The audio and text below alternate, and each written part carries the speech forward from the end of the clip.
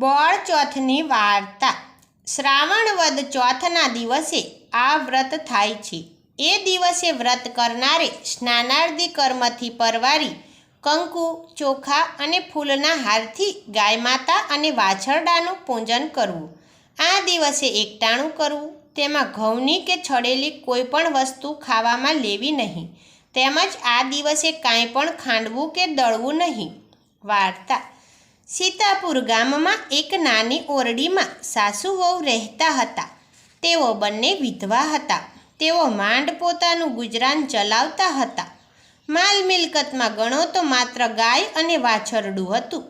શ્રાવણ વદ ચોથનો દિવસ આવ્યો।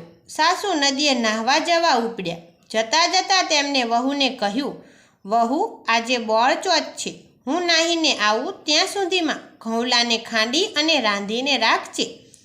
વહુએ સાસુની વાત સાંભળી। જોગાનું જોગ એમના વાછરડાનું નામ પણ ઘઉંલો હતું। વહુએ વિચાર કર્યો, ઘઉંલો ખાંડીને રાંધવાનો છે, ઘઉંલાનું ધાન કે વાછરડા ઘઉંલાને? જોકે વહુમાં બુદ્ધિની થોડી ઉણપ હતી। તે તો ઉપડી સીધી ગાયના ગમાણે જઈને તેને ઘઉંલા વાછરડાને વધેરી નાખ્યો અને મહા મુસીબતે તેને ખાંડીને રાંધ્યો।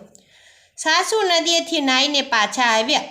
વહુએ સાસુને કહ્યું, ઘઉંલાને મેં માંડ વધેર્યો અને ખાંડતા તો મારા હાથમાં છાલા પડી ગયા।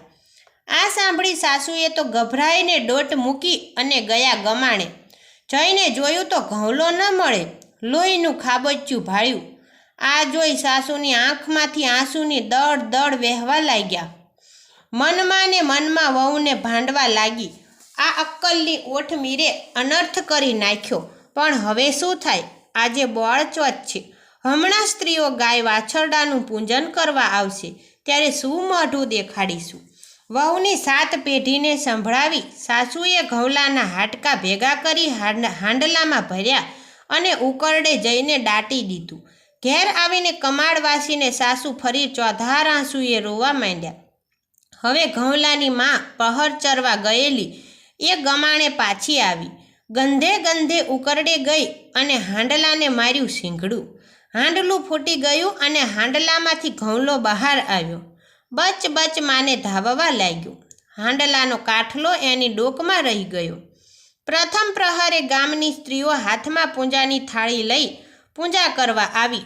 જોયું તો ઘરના બારણા બંધ અને કમાડ વાસેલા।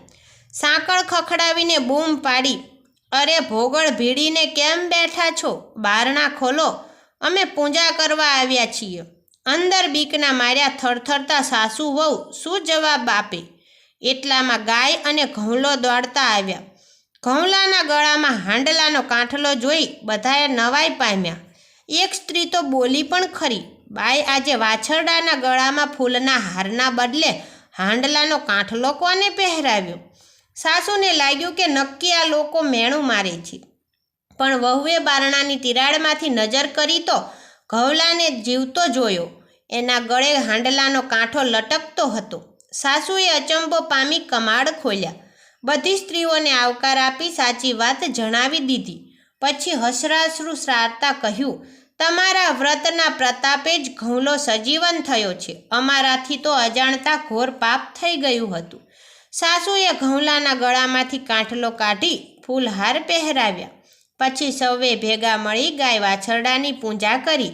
સાસુએ ગાય માતાને કહ્યું, હે ગાય માતા, સત તમારું વ્રત અમારું। એ દિવસથી ગામની તમામ સ્ત્રીઓએ બોળ ચોથનું વ્રત કરવાનો સંકલ્પ કર્યો। હે ગાય માતા, જે તમને પૂજે તેને સર્વ સમૃદ્ધિ દેજો। જય હો ગાય માતાની।